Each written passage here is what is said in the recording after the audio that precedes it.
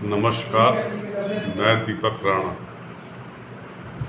प्रधानमंत्री नरेंद्र मोदी ने मंगलवार को कहा कि भारत जल्द ही 5 लाख करोड़ डॉलर की अर्थव्यवस्था और आगामी वर्षों में दुनिया के लिए विकास का इंजन बन जाएगा। उनकी सरकार ने मिशन मोड में सुधार किए हैं, जिससे कारोबारी सुगमता में सुधार हुआ है। यहाँ BRICS business forum leaders dialogue में मोदी ने कहा, ब्रिक्स व्यापार परिषद की 10वीं वर्षगांठ पर मेरी हार्दिक बधाई। 10 वर्षों में ब्रिक्स व्यापार परिषद ने हमारे आर्थिक सहयोग को बढ़ाने में महत्वपूर्ण भूमिका निभाई है।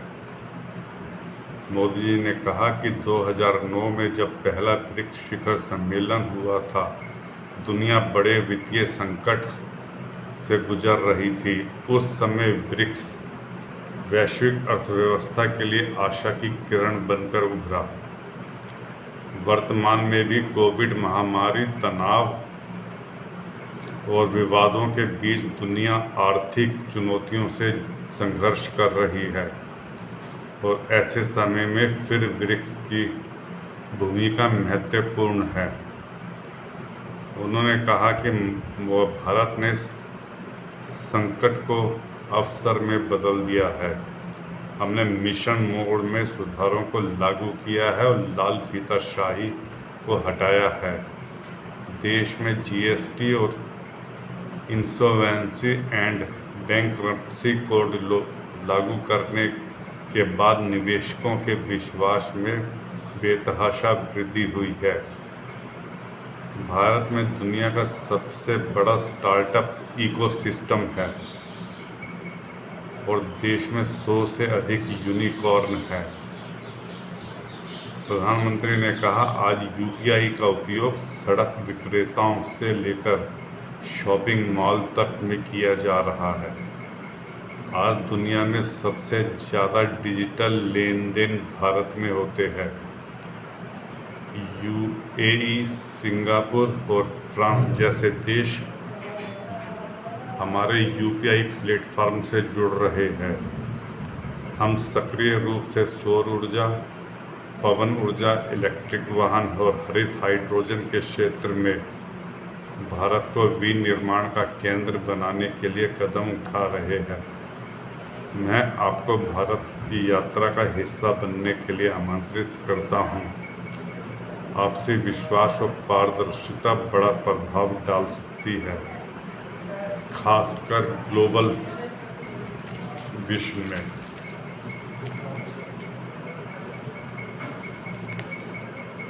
ब्रिक्स के 15वें शिखर सम्मेलन में हिस्सा लेने के लिए नरेंद्र मोदी जी मंगलवार को जोहान्सबर्ग पहुंचे थे।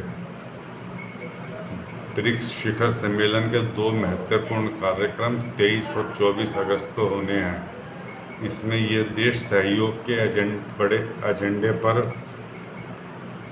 विमर्श करेंगे और संगठन की भावी रणनीति, वैश्विक अर्थव्यवस्था में क्या होगी, उसकी रणनीति तैयार करेंगे। ब्रिक्स का किस तरह से विस्तार किया जाए, इस पर भी फैसला होने की संभावना है। दक्षिण अफ्रीका रवाना होने से पहले प्रधानमंत्री मोदी ने बताया कि वह ब्रिक्स अफ्रीका आउटरीच और ब्रिक्स प्लस डायलॉग में हिस्सा लेंगे।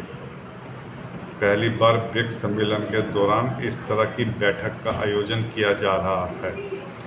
सम्मेलन के पहले कार्यक्रम में ब्रिक्स के 5 सदस्य देशों के मुखियाओं का विशेष तौर पर आमंत्रित अफ्रीकी देशों के प्रमुखों के साथ विमर्श होगा, जबकि दूसरी बैठक में ये नेता एशिया, लैटिन अमेरिका, यूरोप और अफ्रीका के कुछ ऐसे देशों के नेताओं से बैठक करेंगे जो ब्रिक्स का सदस्य बनना चाहते हैं। इन दोनों बैठकों को ब्रिक्स के विस्तार की संभावनाओं को तलाशने के तौर पर देखा जा रहा है। भारत ने आधिकारिक तौर पर कहा है कि वह ब्रिक्स के विस्तार के पक्ष में है, लेकिन इसमें किन देशों को शामिल किया जाए इसको लेकर भारत की अपनी मान्यता है, अपने विचार है, जिसे प्रधानमंत्री मोदी ब्रिक्स के मंच पर रखेंगे। प्रधानमंत्री मोदी ने एक बयान जारी कर कहा, ब्रिक्स कई क्षेत्रों में सहयोग के बड़े एजेंडे पर काम कर रहा है। हम मानते हैं कि ब्रिक्स विकासशील देशों से जुड़े मुद्दों पर, विकास की गति पर और बहुउद्देशीय संस्थानों में बदलाव पर बहस करने का एक प्रमुख मंच बन गया है। यह बैठक हमें अवसर देगा कि भविष्य में सहयोग के क्षेत्रों का चुनाव करें और संस्थागत विकास की समीक्षा करें। मोदी जी ने यह जानकारी भी दी कि वह इस दौरान कुछ वैश्विक नेताओं से अलग से मुलाकात करेंगे। किन देशों के नेताओं से बात होगी इसकी जानकारी अभी नहीं दी गई है।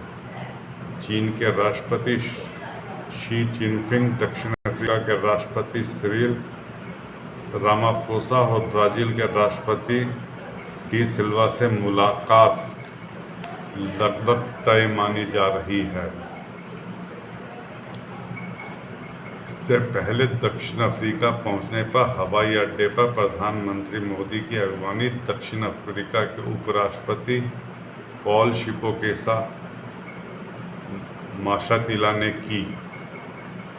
प्रिटोरिया हिंदू सेवा समाज और APS स्वामीनारायण संगठन के कार्यकर्ताओं समेत बड़ी संख्या में भारतीय समुदाय के लोग भी प्रधानमंत्री के स्वागत के लिए हवाई अड्डे में मौजूद थे।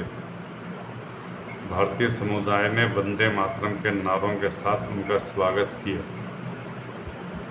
वहां से प्रधानमंत्री ब्रिक्स सम्मेलन के आयोजन स्थल सेंटन सन्स होटल पहुंचे, जहां भारतीय समुदाय ने उनका ढोल बजाकर स्वागत किया।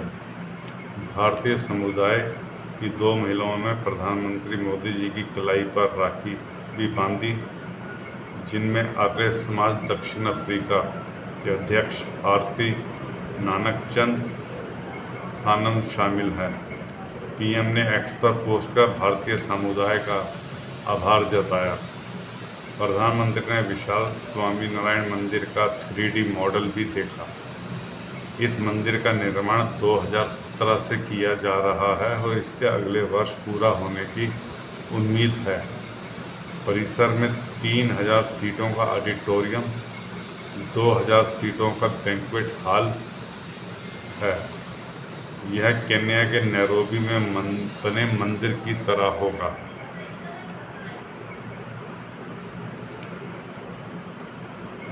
दो 2019 के बाद पहली बार ब्रिक्स नेता भौतिक तौर पर मिल रहे हैं, यह आपको बता दें। वैसे रूस के राष्ट्रपति पुतिन इसमें वर्चुअल तौर पर ही हिस्सा लेंगे। सम्मेलन में उनका प्रतिनिधित्व विदेश मंत्री लावरोव करेंगे। अंतर्राष्ट्रीय आपराधिक अदालत के वारंट के कारण पुतिन दक्षिण अफ्रीका नहीं पहुंच रहे हैं। इस वारंट की वजह से उन्हें दक्षिण अफ्रीका पहुंचने पर गिरफ्तार किया जा सकता है। सूत्रों में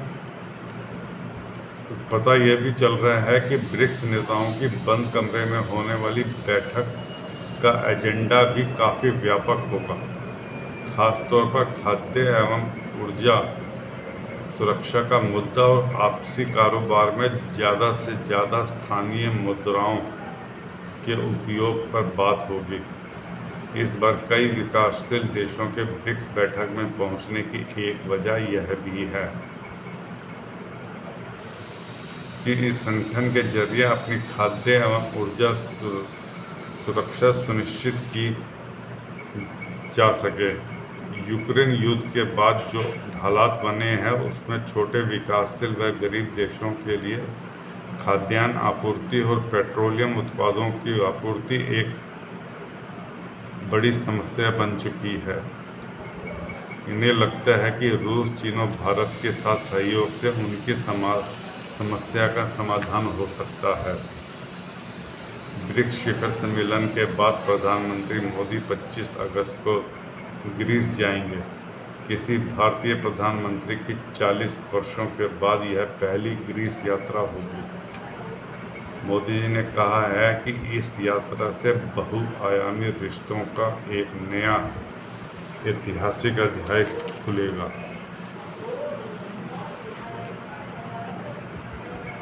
दोस्तों, इस वीडियो को लाइक कीजिए, सब्सक्राइब कीजिए और आगे फॉरवर्ड कीजिए। धन्यवाद।